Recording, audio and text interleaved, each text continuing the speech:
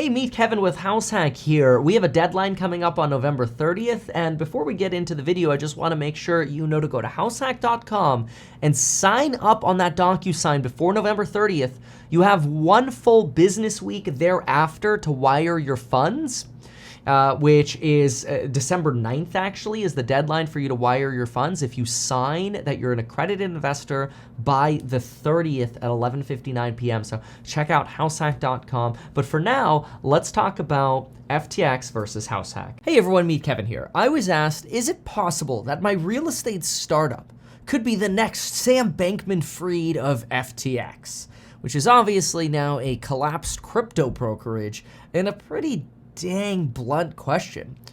But I'm a big fan of complete transparency, honesty, and admitting to mistakes when you make them. And in this video, I'd like to go through with you my thoughts about the similarities and differences of an FTX, crypto Ponzi, and HouseHack. So let's get started by making this very simple. FTX was a website where people could deposit cash, crypto, or other assets like stable coins, and then stake them to earn a yield. Well, obviously, if you earn money on something, the company has to earn that money from another source, otherwise they will go bankrupt and insolvent as soon as funding dries up. Let's draw this comparison here. So to draw this out, if you are FTX, and you tell your customers, hey, we can offer you 8% yields on crypto, well, it has to be fed by some kind of source. Maybe that source is really rich venture capitalists, but if venture capitalists are throwing money at a business venture that's just paying out 8%, and there's no like other black box over here that's actually generating money that can afford to pay that 8%, then it's a really bad business model. And it's a business model that for years I've been talking about. The potential collapse of stablecoins, and I've interviewed the CEOs. I hate to say it, but I've interviewed the CEOs of both BlockFi and Voyager Digital, both companies that went bankrupt. And I asked both of them, how do you manage risk? How do you get these yields? It seems obscene, and there is no Federal Reserve. So if you have a problem, nobody's coming in to bail you out. And that's literally what ended up happening with these companies. The CEOs, like the CEO at Voyager Digital, lost like a third of their assets to Three Arrows Capital because they ended up lending out their money to somebody else to help them earn these yields. Then both Voyager and BlockFi were going to get bailed out by the central bank, unofficial central bank of FTX, which doesn't have a money printer. And when FTX went bankrupt, they went kaput. So how does this system generally work? Well, the idea is that FTX is supposed to pay 8% to the customer. That was the idea, right? And if the money's coming from a VC, that's fine, but it's potentially bad unless there's another business model. And so the other business model in this case was, oh, let's just lend the money to companies like Alameda, Sam Bankman-Fried's investing company, or Voyager, right? So you have Voyager, Voyager ended up lending to 3AC. And they did risky bets in the hedge fund world and ended up failing and imploding, which led to, well, the implosion of these companies, right? Because basically FTX is saying, look, we're telling people we will pay them 8% if they deposit their currency with us. Well, in order to earn that 8%, we're going to go over here and we'll lend it to these guys for, let's say, 10% over here, and then we'll pay 8% over here, so we'll pocket a 2% difference. That's the idea of the Ponzi, essentially, right? But if trades over here go bad, or venture capital money stops coming in, or customer deposits stop coming in because customer deposits fuel the trading that's possible over here. If one of those three things breaks, or worse, all of those three things breaks, the whole system collapses. The venture capital money dries up because we're in a tight money era. The dollar liquidity is very, very low. Venture capital funding is very, very difficult to do right now. We are honored that we're almost $30 million of funding raised for HouseHack, which in this terrible economy is amazing. That lets us buy almost $100 million of real estate. That's incredible. We'll talk about that in a moment. But anyway, VC money coming in dries up, the whole cycle goes bust. Bad trades happen at Alameda or 3AC, the whole system goes bust. Customer money stops coming in, the whole system goes bust. So you have three, and we could see this more clearly now, obviously, in hindsight, which is very disappointing, but you have one critical failure point, two critical failure points, three critical failure points, three strikes, you're out. And it's so sad that I felt this was so odd, but I didn't go far enough to say what I should have then, which is this was a scam and a Ponzi. That's why I ended up getting caught up in it as well, and I lost money investing in BlockFi. I invested as a venture capital person. I was one of those people investing in BlockFi, and I'm just assuming that money's gone. And it's so frustrating because my instinct was something doesn't smell right, and that's why I begged to get these CEOs on my channel so I could drill them on it, and I did. And all they could tell me was how good their risk management was. But you can't go to these companies and actually see where the money is going. And that is an actually interesting problem. I'm a big believer that in business, you must follow the money. Okay, so let's follow the money. You should not, in my opinion, invest in a business unless you know where the money is going to be made and what it's being invested in. So, where are those problems? With the statement I just made, where are those problems here? We know the customer is supposed to get 8%, but where is that money coming from? Oh, it's coming from our VCs. Okay, but what if they stop paying? Then that 8% goes away, right? Well, don't worry. We also have investing partners. Okay, who are those people? Oh, we don't disclose that. Red flag. That, in hindsight, was a very big red flag. We did not know how much money was being concentrated onto these companies, these risky trading companies over here. We did not yet know. And really, if you think about it, the hedge fund that collapsed, the Bill Hwang hedge fund that collapsed, where he was able to, with his swaps and derivatives, get to like $20 billion and lose it all instantly or within a few days by over-leveraging from banks, was really crazy, and it collapsed. That was almost like a warning that stuff like this was coming. It ended up coming. It's hindsight's always 20/20, right? When you're in it, it's like, man, I don't quite see it, but I feel something's off, right? So weird. So how is this different? And you know, I know. Obviously, it's very disappointing that people have lost money, and I feel so terrible about it that people have lost money involved in like FTX or BlockFi or Voyage or whatever. I've lost money as well, and that doesn't mitigate the fact that at one point I was sponsored by like a company like FTX, right? It's terrible, and I've made videos almost daily. I feel like I've apologized for it, and I am very sorry about it. But that's not what this video is about. This video is to say, how is HouseHack different from this mess here, right? So the easy way to picture that is like this. Instead of FTX, let's write HouseHack here. What is HouseHack promising to its investors? Well, it's not promising 8%. In fact, it's actually promising 0%. We're not promising a cash flow return. We're not offering cash flow. What we're saying is we are going to invest in at the best possible real estate that we can, at the best possible discount we can get. And so, the cool thing about that is, our money doesn't come from VCs or venture capitalists or whatever. It comes from ordinary people like you and me. We invest to create a company like HouseHack. HouseHack is then going to invest in homes where we can publicly we can know what this portfolio consists of, whether auditors know, Big Four auditors have the lists of these properties, or I don't know, because tenant privacy could be an issue, but we potentially publicly circulate these property addresses to our investors. We figure something like that out. But these properties are real properties. They have an assessor's parcel number. They pay property taxes. They exist. You could drive by them. You could look at them. And the cool thing is, these houses are not an arcane product. See, houses have always required tenants. And when you look over here, the demand for whatever 3AC and Alameda was doing was totally unknown. They were just trying to make money in the crazy space of crypto. That's very uncertain, and it's very arcane. This is not very uncertain or arcane, in my opinion. It's not like I'm creating a product and we're like, I really hope my new widget sells really well. We're renting homes. It's not like a very surprising business model, right?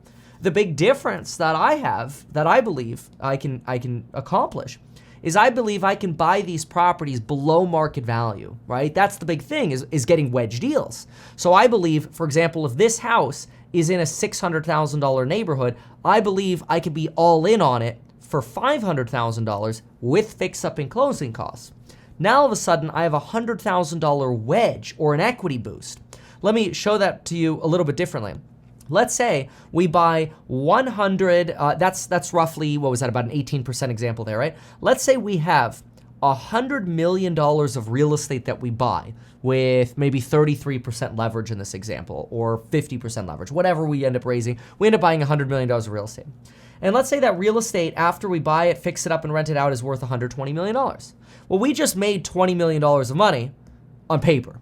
We haven't actually sold the properties yet, which would incur selling costs and capital gains, which we don't want to do. But that would actually represent a 20% return on the leveraged 100 mil, but would actually be, if it was on 33 mil, well, let's say 20 divided by 33 would represent about a 60% year one return.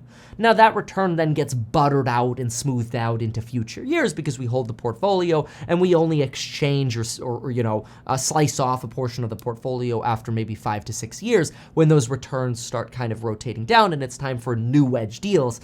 And that's how you increase the returns. So the model is actually very, very transparent because every part of this makes sense. Every part of, oh, okay, you're gonna buy houses and rent them out. That makes sense. So renting a property out for a long-term rental is not arcane. It's not a secret. It's not like we have to try a new formula here. I've been doing this for 12 years. My father-in-law, who's a board member, has been doing this for 40 years. Mother-in-law's been doing this for 40 years. My wife is, we had up to 28 rental properties. And we sold them to create this company because we're like, we got the model. We've got the formula to do this. Now, we also, in the future, really want to do medium-term rentals. These are like flex rentals where you rent to like traveling nurses or business professionals who have to travel and be in an area for like 3 months at a time for training or whatever it might be. And then, of course, there's always the short-term rental method.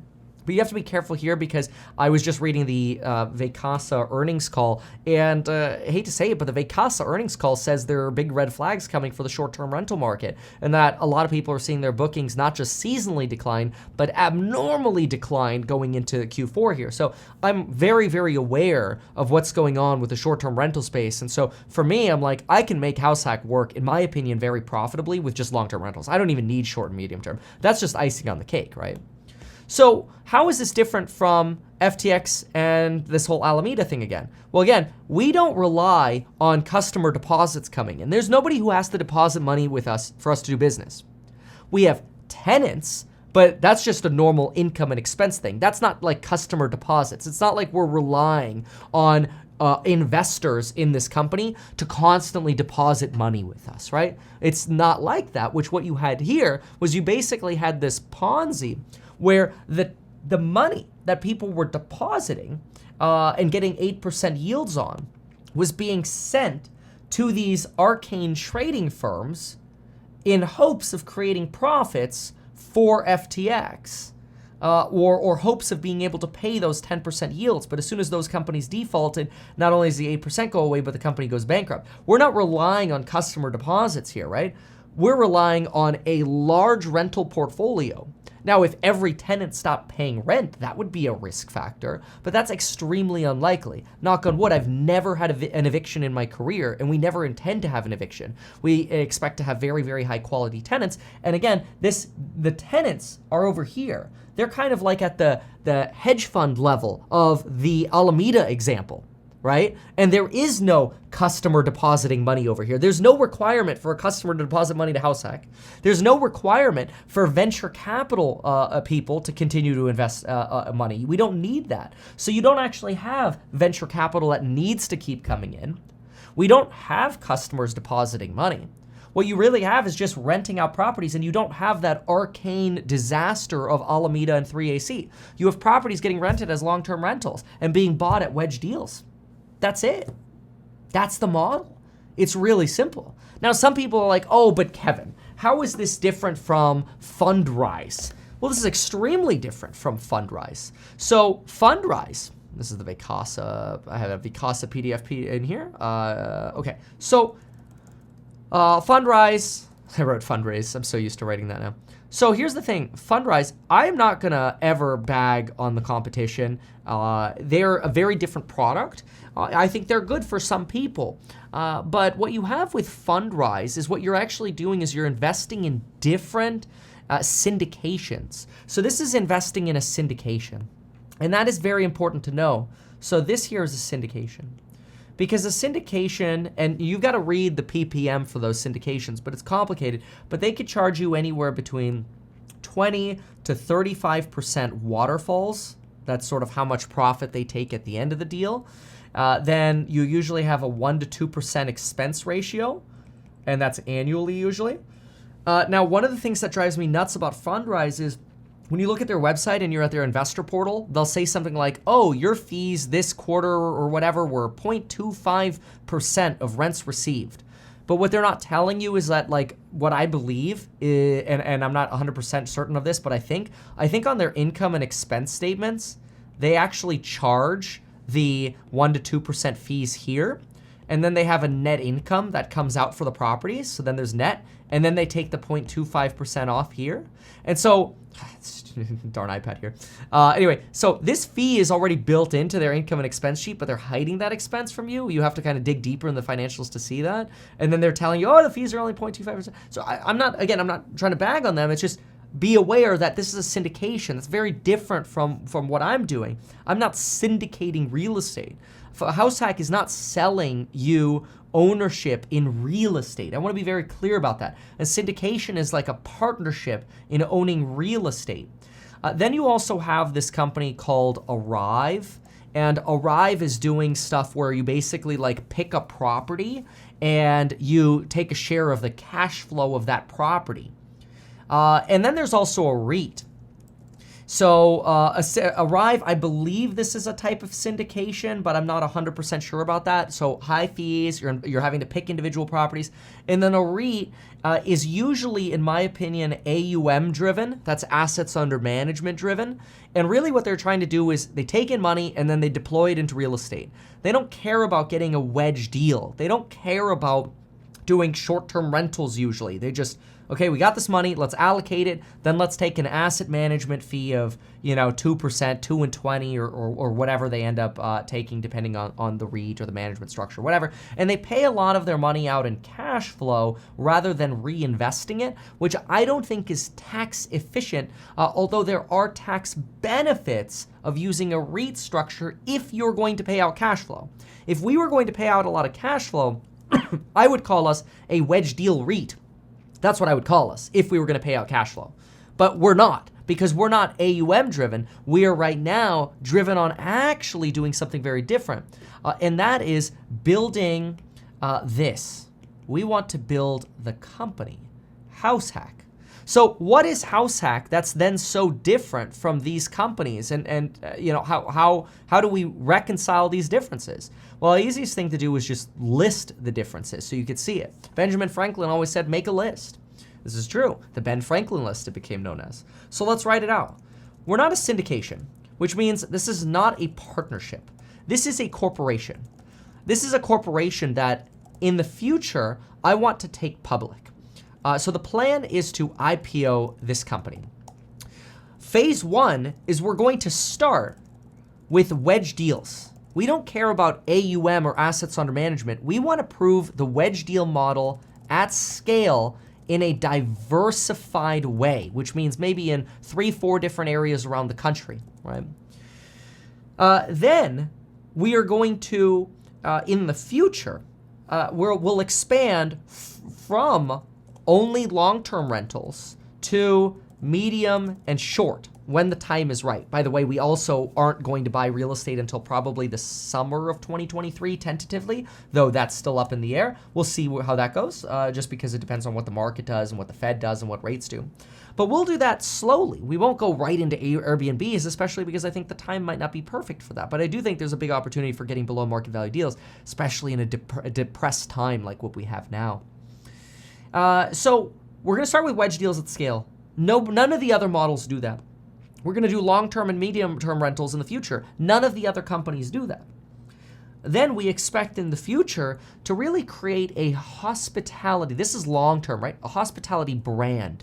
Think about being like a Hyatt, right? Or a Hilton or a Ritz-Carlton, but having that sort of brand for medium and short-term rentals, where rather than you going on Airbnb going, oh, I hope this landlord is a good Airbnb host, you know every time you go to a HouseHack property, it's really, really a good quality product, right? And the same will be true for the long-term tenants. We expect in the future to also have potentially, and we're not sure about this yet, maybe in the future after IPO, maybe some kind of like equity share for tenancy, right? And what we can do here is, even though that will come at a slight cost to the company, we actually think we'll be able to charge more rent for the properties, and we'll keep tenants longer because they'll have a vested interest in the company. They'll have ownership and equity, so they'll be able to build their wealth, and they'll probably take care of properties more than our tenants already do, which is pretty darn well. But in this example, you have tenants who are like, oh, well, I technically own a slice of this property, right? Then we get into really exciting things in the future. You get into things like software, which could be basically a rental listing platform for short-term rentals. But that's only for our stuff. So we have our own product. So like you'd go to Marriott.com maybe, you go to HouseHack.com and you find your short-term rental or your medium-term rental, right? Or your long-term rental. You know, like, oh, I move into Austin, Texas. Let me see if there are any HouseHack properties because I know that's a great landlord. You create that brand. And so what you're actually doing is this is very different from a syndicate and a REIT, because a REIT and syndicate equals partner in cash flow with high fees, right? Let's zoom out a little bit. We'll just lower the font size a little bit. There we go. With high fees, okay? With HouseHack, what you're actually doing is you're partnering on a company, on a brand, and you're making a bet on my ability to create that HouseHack company and brand by doing wedge deals and proving to Wall Street that we can do this. So this is not a partnership, it's a company. Now, the cool thing about HouseHack is right now we are only accepting investments from accredited, but we are going to be doing non-accredited investors as well. The cool thing about that is, in order to accept non-accredited investors, everything has to be audited. We right now are going through a very thorough audit. And then that audit is not something where I'm just like, haha, we have an audit. That goes to the SEC. And the SEC reviews it.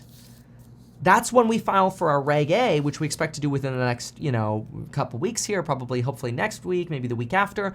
And then we hope to be live with our Reg A fund by January, February. It might fall into March, we'll see. But Reg A means anyone can invest, whether or not you are accredited. Today, to invest, you have to be accredited. And we have a deadline coming up. At the end of every month, you get less free options, basically warrants. They're kind of like call options, but warrants that let you double down, essentially, by a certain percentage on the shares you bought in the company in the future. And what's also very, very cool about the way we're structuring HouseHack is, unlike a traditional raise where a company will say, oh, we're raising money at $1 billion valuation and we're raising $300 million. An example like this was Flow. Flow just did this, where they raised $300 million at $1 billion, and they want to get into real estate as well. And don't worry about competition. I'm not worried about that at all. There's plenty of real estate to go around. But this really means they have 30 cents of cash for every dollar valuation they have. I think that's crazy for a startup. So I'm doing something really unique to really reward the people who are believing in me and investing in me. And we're saying we're raising money at $1 equals $1. So if you want to know, hey, what's the valuation of HouseHack? Well, if this is all said and done and we raise $100 million, well, then the valuation is $100 million. In the future, there'll be, I'm not taking a salary. Lauren's not taking a salary. We won't get paid until after IPO.